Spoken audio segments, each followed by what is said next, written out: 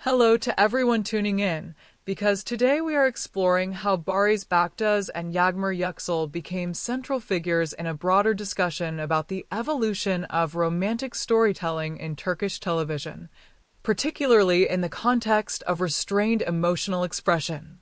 One of the defining characteristics of their performances in Kensisekleri was the reliance on tension rather than resolution, where scenes often ended with unresolved emotional cues that encouraged viewers to project their own interpretations onto the characters.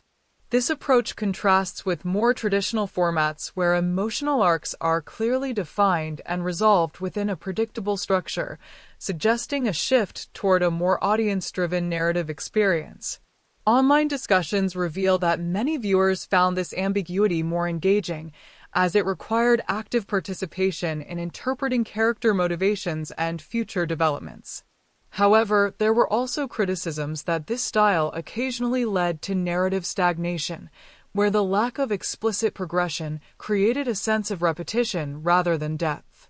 Within this context, Baktas and Yuksel's performances can be seen as a balancing act between maintaining tension and avoiding monotony, a challenge that is particularly pronounced in long-running series. Interviews with the actors hinted at an awareness of this dynamic, with both acknowledging the importance of subtle variation in performance to sustain viewer interest over time. The fact that their interactions continued to generate discussion even during slower narrative phases indicates that this balance was at least partially successful.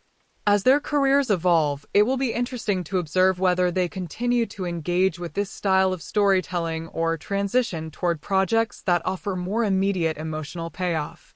So before we wrap up, consider this carefully. Does unresolved tension create a more compelling viewing experience, or does it risk alienating audiences who seek clearer emotional direction?